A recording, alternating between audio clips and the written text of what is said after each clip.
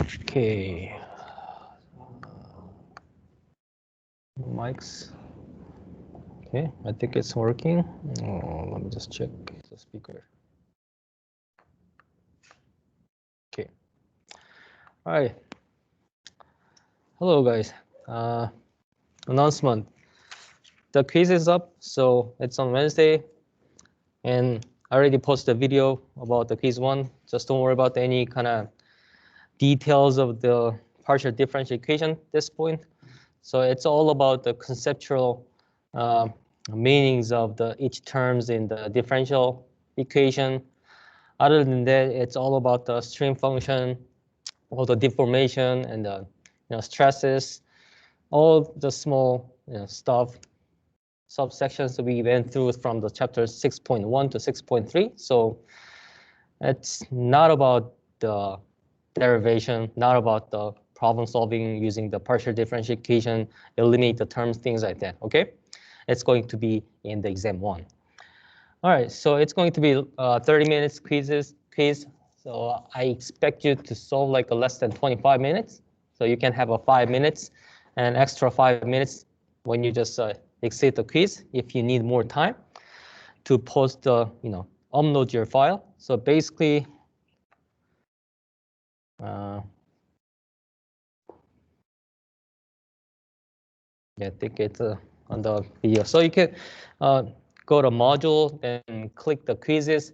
You can find the practical quiz, and it is actually required you to test your, give the test run for your using your laptop for the lockdown browser and the webcam monitor. Then just exam is gonna open at exact time when your lecture starts. So each session have a little bit different time. So it's going to open for 40 minutes. That means you can just, once it start the exam, it's going to shut down within 30 minutes. But you have a little bit of the wiggle room, before and after the lecture. So you can just hop in. If you need more time, I will be on Teams. So you can just send me an email or the message using your cell phone. That's fine. It's going to be show in the lockdown browser, but I don't care that much if you just send me a message. So just do that if you have any problem. Otherwise, it should be very straightforward quizzes, okay? And yeah, you submit all the answers online. Then for the last two problems, you just need to write down your answers on the paper, then scan it and submit it to the box. If you go to on the home page, let me just share my whole screen all together. So if you go to a home page, you have a upload box there, okay? When you click it, it's going to lead you to go to the file requesting process. So you can just submit your PDF file here after you exit the quiz, okay? The thing is, let me just go through all the procedure. So it is not a student's view. So you can go to quizzes and take the example quiz here, okay? To test yourself. Your laptop, webcam, everything should be working properly under the lockdown browser. If you just send me an email, I have a problem with my laptop webcam, and I just look up the history that whether you take this quiz or not, then you don't have any excuse for any technical issue, okay? Just try it. It's gonna take like a minute or two. I just threw the question like a 1+1. So quiz one is show up here. It's gonna open it. Once you click it, I'm not gonna open it at this point. And then you just submit the answers and prepare your file. It's okay in front of the lockdown browser, but in order to post your file, you need to get out of the lockdown browser. But if you're using the cell phone, that's fine. You can just keep in the lockdown browser and just do the scanning work with the cell phone. That's totally fine. But just for the last 5 minutes before you close it. All right, I think that's all. Just to make the PDF file, I recommend to use a Microsoft Lenses. That is a great app to make a PDF right away. I don't have any issue with any students like making a PDF within 5 minutes. But if you need more time, just let me know beforehand. Otherwise, I'm gonna just checking the time when you submit the solutions. All right, it's gonna be easy quiz problems, so don't worry about too much. I just want you guys to get used to this procedure before we get into exam 1 and 2 and the more complicated and challenging labs later. All right, any questions? Yeah, I got a question real quick. Will Yes. there be an equation sheet or like an equation sheet needed for this quiz? Yeah, everything should be included. Actually, you don't need anything at this point. So yeah, nothing's in there, but you don't need it. It's all about the conceptual question. So you can just read the question, and half of them is going to be a multi-choice problem. Then some of the problem you need to solve, but you don't actually need the equation. Okay. If you need, it's all about like shear stresses or stream function and continuity. That's all you need. Okay, cool. Thank you. Okay. All right, let's pick up what we left. So before the first lab, we derived the velocity distribution in the Boas-Weiss flow. Then let's just go pick up some dimensionless form of the velocity. So we had a Vz and the Vmax, which is located at the center line within the pipe. Then in the normal case, generally we like to have this type of equation, which is a dimensionless form. The reason is we don't want to run each experiment for the different dimension, right? If you have a larger pipe, smaller pipe, you don't want to run the experiment over and over. So when you just set up the exact solution in the dimensionless form, then you can just apply this equation to any scaling for the pipe flow. That's why we focus on set up the dimensionless form. And if you just plug the Vmax into the Vz equation, you can just easily find this form of equation. And it's going to give you the profile of the change of the velocity across the radial direction. Okay. And when you do the numerous experiments, you will find this exact solution will be very good in a good agreement with the theoretical solution and the experiments, then as long as the flow is a laminar. So the laminar flow, now you know you did the lab. So when the Reynolds number is less than 2,100, then if we go, of course, we have a little bit of the range because we are just working on the problem. So I just set it as 2,100, but it's not wrong when you say like a 2,000, 2,300. So then in a good agreement with the exact solution here. If you have a Reynolds number like more than 2,100 and 4,000, you'll see the transient flow. Then more than 4,000, you'll see the completely mixing flow, which we call turbulent. Okay. So we went through this already in the lab, so let's just move on.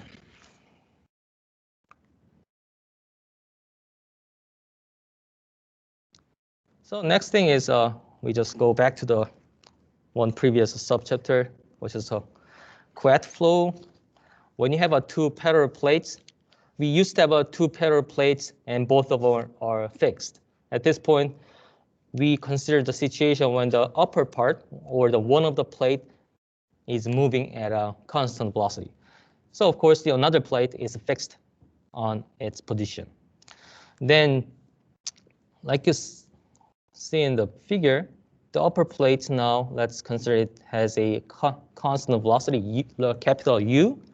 Then of course you can imagine the flow is kind of a flow from the top, not on the bottom, right?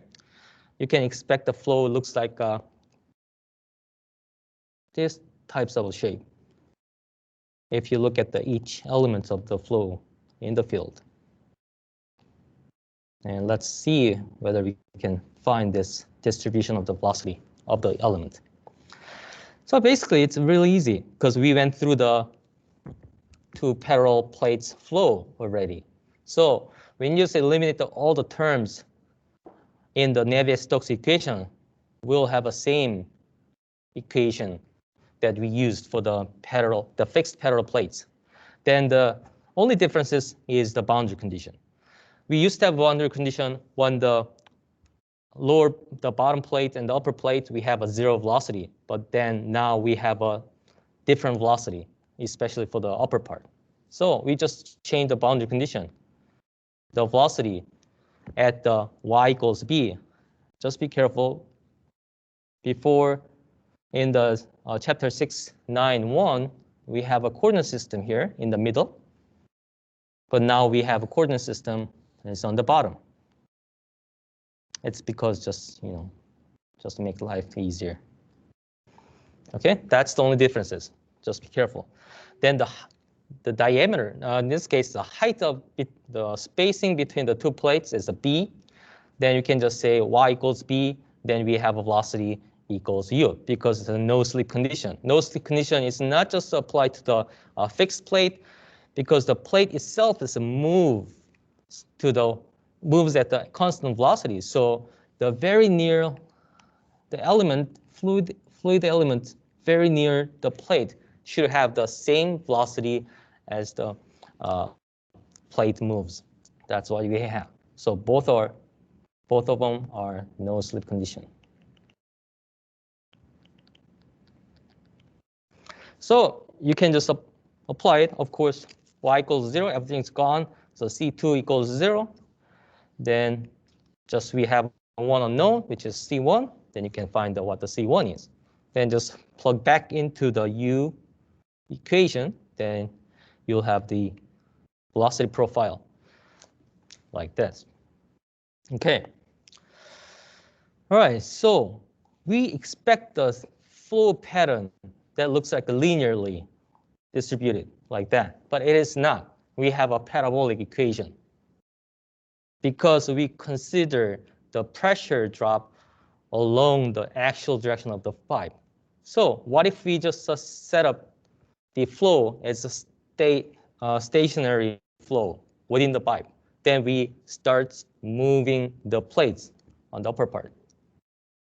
Then we can just make things, this whole term goes to 0 because that's when there's no pressure differences. It means the flow is not exist. The fluid just sitting out there within the tub or the bath. Then just we suddenly moves the plate at a constant velocity. Then without any pressure differences, we can just see the linear relationship. That's going to be just a U equals capital U dy. Of course, here we want to look at the dimensionless form. Just divide by the capital U, which is the reference velocity is given for the plates. Then we can just simply have the equations based on the velocity of the plate. Okay, so here we just introduced a new variable, which is capital P. It's basically the constant term of the pressure drop. So when you have a pressure drop across the pipe, the actual direction of the pipe, then we will have a parabolic equation that's shown in when the capital P is some number. Then what if we don't have any flow by the pressure-driven flow within the pipe? Then what you can see is linear relations between the bottom to the top plates. Okay, so that's the thing. Then you can just imagine if the flow, we have a fluid element that flows backward, then we make the top part plates moves in this direction, then you'll see the flow pattern should look like this. It's keep flowing down to the left side, but because of the top plate, there's a little bit of a flow. Goes to now just changing its direction to the right side. Okay, that's how you can interpret this dimensionless velocity profile.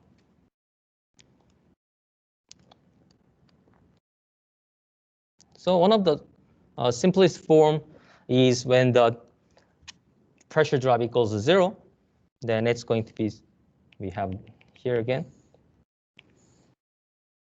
Then again, when you normalize it, it's U over capital U, so Y over B. And just keep it there. Then let's think about consider the bearing, journal bearing. Of course, you have to apply the cylindrical coordinate system to solve this journal bearing system. Of course, we have a fluid inside the journal bearing here. Now let's say we have a Ri and outer side RO. We have a diameter is given for the inner side and the outer side of bearing.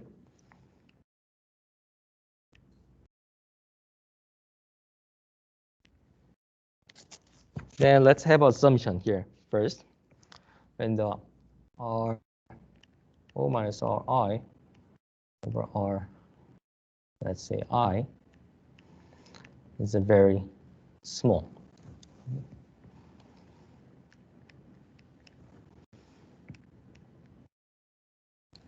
Not just small, very small. Then you can just make it linear relationship between the plates here. Then if I just zoom in, the one of the part here. Let's go this way. Then you can just make things like that. Okay? This is a flow within the spacing between the top plates and the top bearing and the outer external bearing and the interior bearing. And let's say we have a rotation. Let's say inner part is fixed.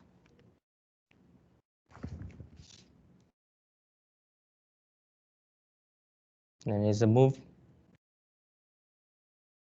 at the constant velocity. Let's say same as a U.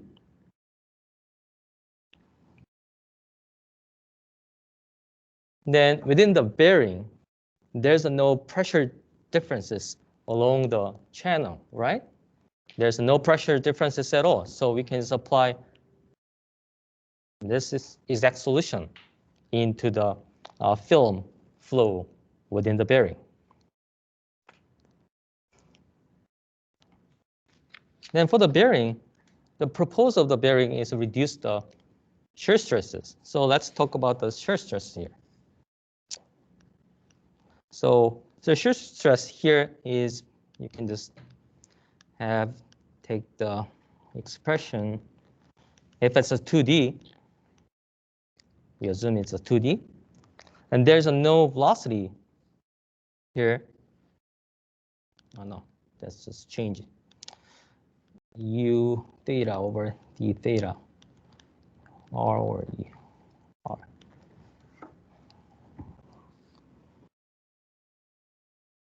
We have still hold the same assumption that the very thin film flow. Okay, then there's no velocity along the radial direction. Then you can just consider the one part here. Then of course the U can be converted into the outer diameter with the angular velocity. Then tau, which is the shear stress, can be expressed simply as outer. Yeah, outer is moving. So that's because we have this exact solution. Okay. So you can calculate the shear stresses within the bearing very simply using the exact solution. if the spacing between the inside and outside of the bearing is small enough.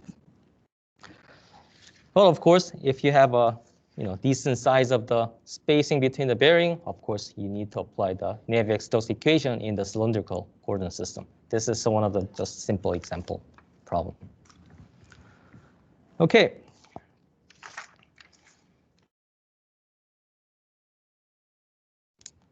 Let's look at one of the problem here.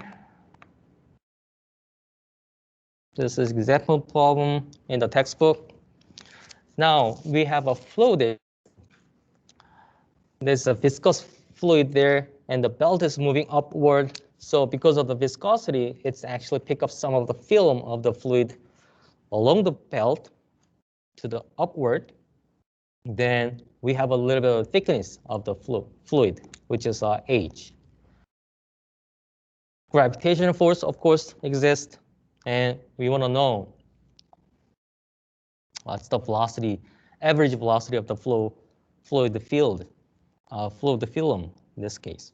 So of course we have the film. It's here. That's just there. Of course, it's going to be something like, yeah, let me just draw it later with the profile. So let's take a look. So first of all, first thing you want to do is take all the assumptions and write down it and use it to eliminate the terms in the Navier-Stokes equation. So here we have a wide moving belt passes through the container viscous liquid. They're vertically upward with the constant velocity and picks up the film. Gravitationally is there. Of course, gravitationally is just y component. Of course, we need a negative sign.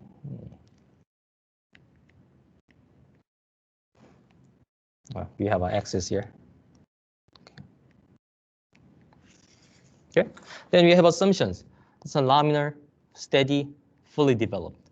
Okay, laminar means we can apply the Navier-Stokes equation without any issue. The steady flow, okay, anything d over dt equals 0. Fully developed. So fully developed means we have infinite size of the plate up to the y-axis. So that means there's no variation of the velocity along the y-axis. So when you have a fully developed or the infinite plate,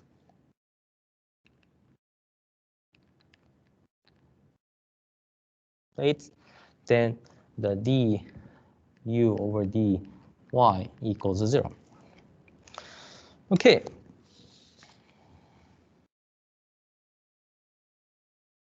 So this is 2D. So we have v is there. I'll just talk about which function is it later. The u is 0. Of course, if you want to write down, w is 0 too.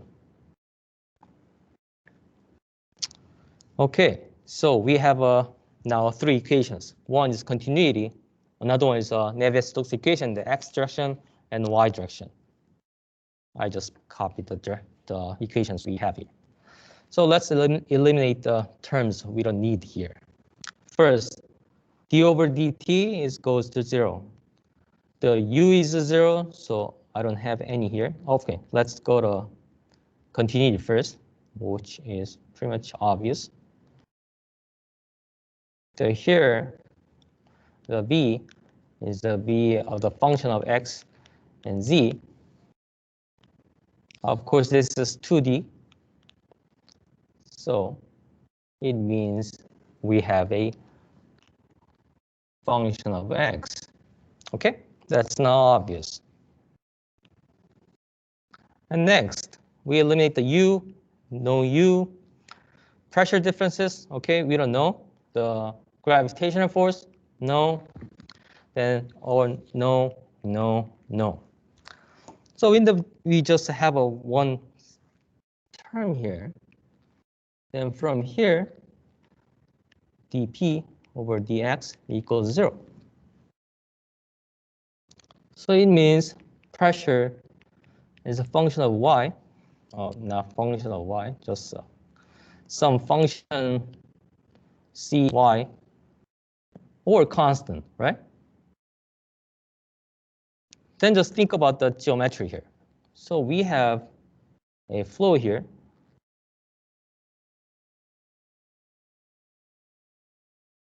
It's infinite here. So let me just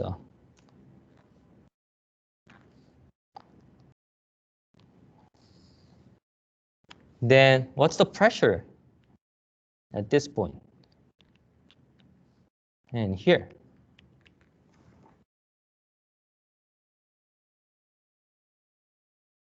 It is open to the air, right? Open to the environmental pressure, atmospheric pressure. So it is not isolated.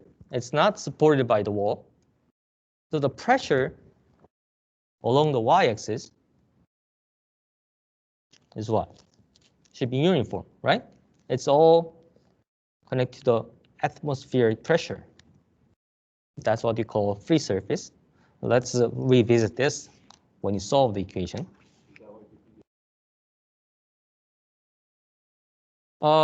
It can be constant, not zero. The P is a constant, so yeah, pressure differences should be zero. Then let's, okay, red.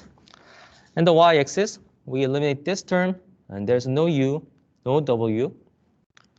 So here we have a V, but V is what? Function of X. So this term goes to 0 too.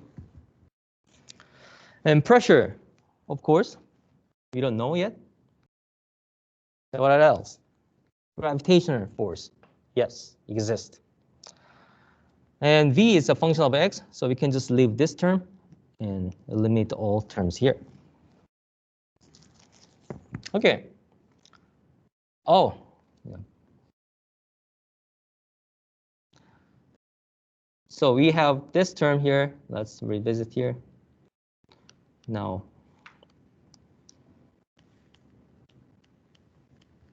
so it's about, yeah, it was the x-axis. So that was this one. Let's talk about this. So from the previous equation, I just confused with the y-axis. So it's all about the x-axis, so just forget about it. So it's all about the y-axis now. The rho dp over du, now we can think about this free surface. That's, yeah, it makes confusion. So here and here, we have a different elevation here. One in the bottom, one in the top. So of course, we have a atmospheric pressure. That's why we call this as 0, not this one.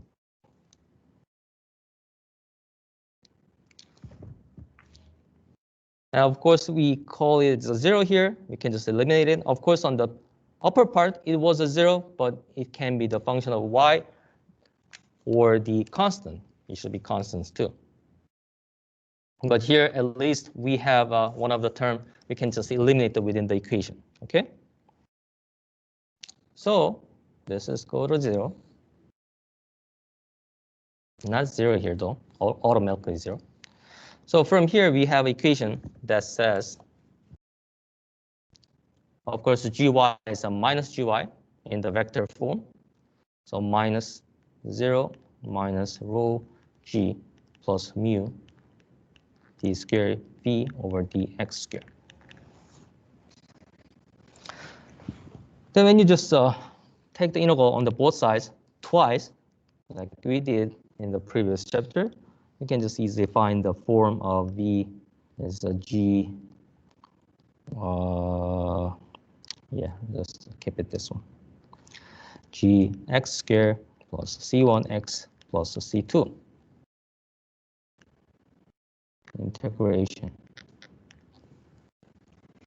Then it's time to apply the boundary condition. So boundary condition, what do you have? First, the easy one is what? The v when the x equals 0. Again, x is here, right? Equals 0. Along the plate, the velocity, the y component velocity should be same as the constant velocity of the plate, which is u. Is given the v naught, right? and V naught. When you apply it, we just eliminate all terms except the C2. So easily you can find the C2 is a V naught. The second boundary condition is a little bit tricky. Let's go back to the geometry here.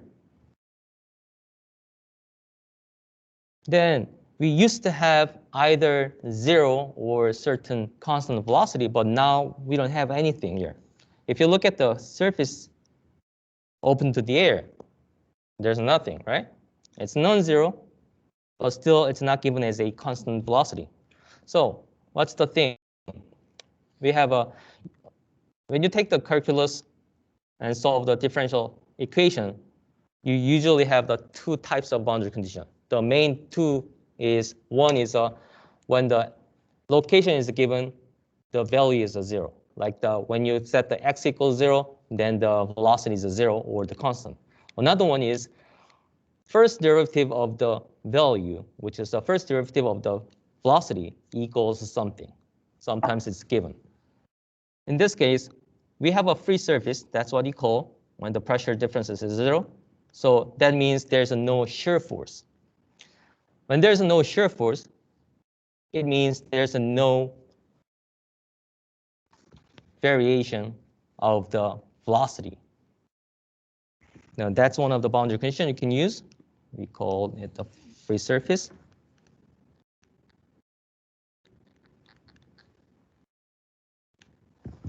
Free surface boundary condition. So when the x equals y, let's just write down all this term. So we have this expression. Then of course there's no u. But then we can have,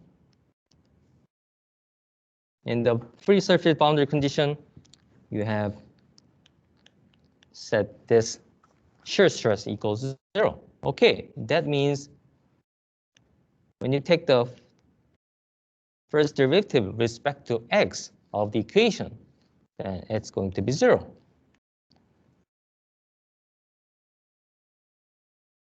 That's going to be 0 equals rho g 2 mu x plus c1. Then now you can plug the x equals not y. It's h here. When the h, then c1 is a minus rho g h over 2 mu. Okay? Then you can just complete the exact solution for the profile. That's rho g mu x squared over 2 minus hx plus v naught. Okay? And you can often convert into the dimensionless form, then you can just simplify this form.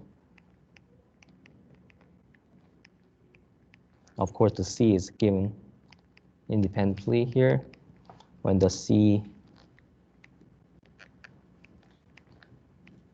h squared,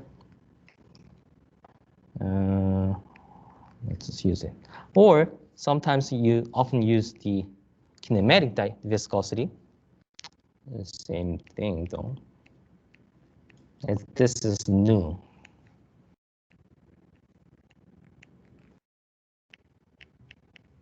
All right, so we are trying to find the average velocity. So average velocity is what?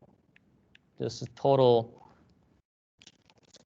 flow rate over the area. In this case, we are dealing with the 2D problem. So it's the flow rate per unit width over the another width, now h. So g is what? When you have a velocity distribution, you can take the integral over to the whole area, which is h. So integral over to the v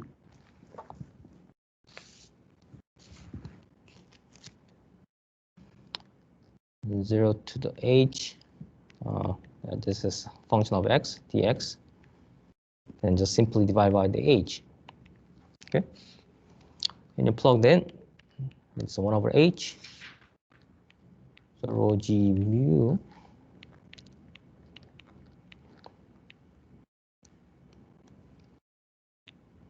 Oops, sorry about that.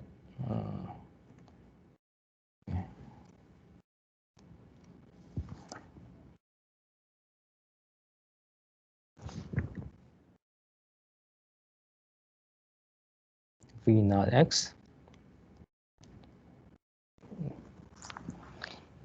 0 to the h. So we can just simply find it is minus g h squared over 3 nu plus v naught, or it's the same word, minus rho g h squared 3 mu plus v naught. Okay, so this is the average velocity at any location of the flow here. All right, so of course it has a profile, parabolic profile. Why is that? We have a gravitational force. So when the x equals h, when you plug the x equals h, then it's going to be the negative velocity. That means you have a profile that the fluid is actually going up with the plates, but actually flows down at the free surface. Okay. So that's one of the example problem. We can just apply the actual application to the flow. So if you have any problems, questions in the exam, it's going to be looks like this. You can just eliminate the term, and there should be just the 1 or 2 terms left in the Navier-Stokes equation. Then you can just apply the integrals over twice again, then apply the boundary condition. Then you now learned 2 different types of boundary condition. One is when the velocity is given, either 0 or the v, and another boundary condition is there's a free surface boundary condition. Okay. All right. So this one is steady actual laminar flow in the annulus. I'm not going to derive the equation. It's going to be the same as the one we have for the Poiseuille flow in the duct. Exactly the same, except for we have another different boundary conditions. That's the differences. So procedure is exactly the same. From the Navier-Stokes equation, take out the terms you don't need, then apply the integration. So here, I bring the same equation that we used for the circular tubes, which is for the duct flow. Then when you determine the C1 and C2, now we have a different boundary condition. So previously, what we applied was when the R equals 0, it should be existent flow, which is a valid flow. So when it goes to infinity, we just set it equals 0. That was one for the Poiseuille's flow. But now we have a 2 boundary condition can be determined at each surface. We have a 2 surface. It's a circular in the radial direction. We have a 1 boundary condition when the R equals R inside, because we have a fixed cylinder within the pipe.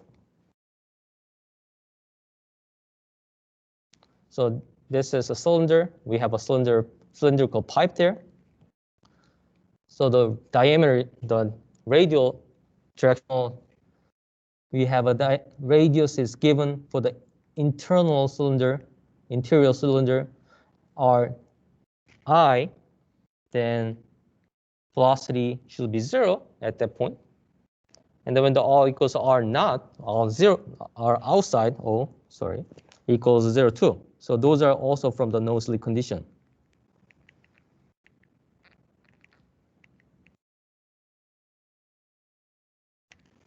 Okay, so when you just plug in and find the C1 and C2, it's not that difficult. Of course, the equation looks a little bit challenging, but still there's nothing you need to calculate mathematically much here.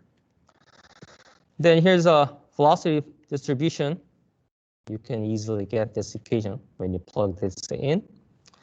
Then when you take a look at the volume rate of the flow, which is Q, large Q, then of course we are just dealing with the 2D cylindrical coordinate system. When you have, of course, this is a flow inside here. We take the differential element in this cylindrical coordinate system. Let's see, just add one more here. The thickness is dr.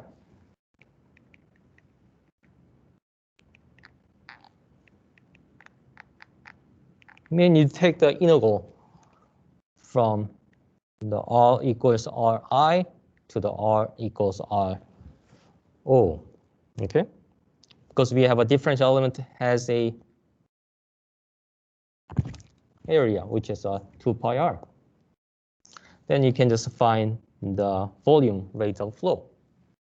Okay, do we need to derive this one? You're not gonna derive this whole equation in the question. Okay, you can just find the geometry of the flow within the annulus. Then you can just take this expression to find what the volume rate of flow. Okay. So if it's the case, the equation should be given in the problem. All right, so now let's take a look at the maximum velocity. It is not located in the center of the annulus space. So it means it's not actually occurred in the center line here.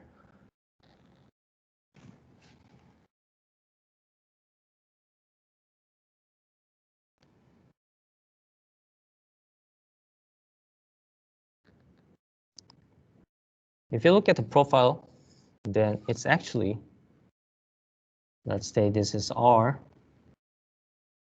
This is, let's say VZ. If I draw the graph, then my graph should be start from here, 0, 0, 0, 0. Then it's going to be looks like this. That's a parabolic, by the way. Why is that? Because it's not symmetric. If I look at the on the half of the pipe, so when we look at the maximum velocity, it's actually a little bit concentrated inside of the pipe. So how can you find it? We have a parabolic equation here, which is here. Then you can set the dvz over dr equals 0. Then you can either find the maximum value or the minimum value. So when you set the first derivative of the flow, which is the velocity distribution equals 0, then you can find the location of the maximum value here. Then that's going to be the Rm, and this expression is given here. It is not in the center of the annulus space. Okay. How about the Reynolds number now? So in the Poiseuille's flow, we can just calculate the Reynolds number easily with the diameter. Characteristics of the length of the pipe is d.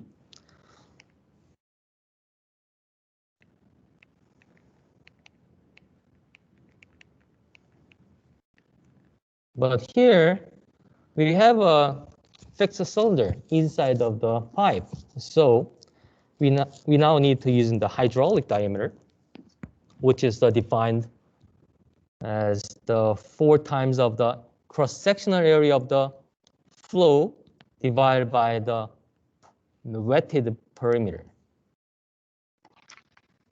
Then when you just take a look at this expression, this can apply to any flows when it does not have a uniform geometry in the pipe or the flow. If it's a rectangular, if it's a circular pipe, yeah, you can apply this hydraulic diameter and you can have the same expression as the one you think about the characteristic length, okay? For example, just simply just a circular duct. Cross-sectional area is what? Pi r squared. Then the wetted perimeter. That means any surface that is wetted have a contact with the flow, which is 2 pi r. Then you have what? Pi r r 2r, which is a diameter. Okay? So it's not just simply choose d as a characteristic length. It is actually the hydraulic diameter. So in this case, annual space, we can use the hydraulic diameter to find the characteristics length. Characteristic length. Okay, then it also holds 2100 for laminar flow. If it's above that, you may see the eddies, the voltages, and a lot of mixings. So it's going to end up turned into turbulent after 4,000 of the Reynolds number. Okay. And just a few notes for the Navier-Stokes equation. We have the assumptions for the Navier-Stokes equation that says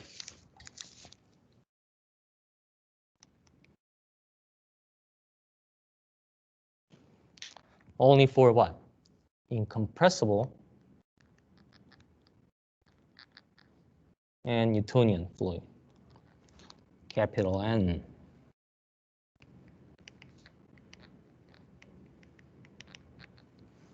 Okay, this is the hard rule sum up, yes, for the gas, but not for the liquid. If you look at the incompressible, it's just really good approximation when you just treat all the liquid as a incompressible. Because when the compressible occurs, that means we have a significantly large pressure applied to the flow, right? So it's really kind of hard to imagine we applied a huge significant pressure into the flow when you just trying to look at the velocity change among the flow field. So usually this is a really good approximation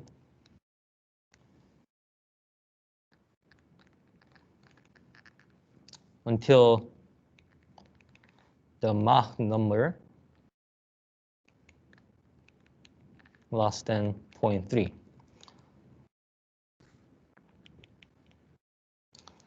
So Mach number is the U over C, which is a local flow velocity divided by the speed of sound within the medium. So it is significantly higher number. For example, in the air, we have what? Speed of sound is 340 meter per second, right? So unless it hits the 1/3 of them, which is like 100 meter per second, you can think about this as a really high speed. So we can just apply the Navier-Stokes equation for the air too. All right. Of course, if we see a lot of turbulent, it's really hard to predict, but still, it is a really good approximation to apply the Navier-Stokes equation. Okay.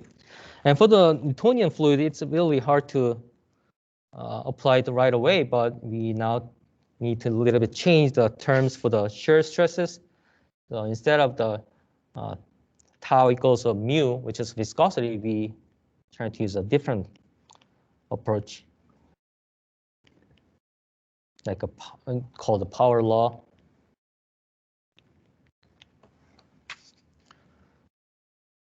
For the Newtonian fluids. Okay, so you'll just look at this variation in the compressible fluid mechanics, not in this course. So overall, for this course, you can just imagine all the fluid you can deal with here, especially if it's not gas. If it's a liquid, then absolutely it's really useful to apply the Navier-Stokes equation with the viscosity, all right? Because we have pretty much not dealing with the high-speed flow. All right, that's for the chapter 6. I just trying to wrap this up today. Then we can just move on to the chapter 7 tomorrow. Then the Wednesday, we're gonna just have quizzes. So I don't wanna just spend more time on after the quiz. So please don't miss the quiz at the time. It's gonna start right away at the lecture time. If you have any question or technical issue, please let me know before tomorrow, so I can just set up another exam time individually. Okay, otherwise, I'll see you tomorrow. Thank you.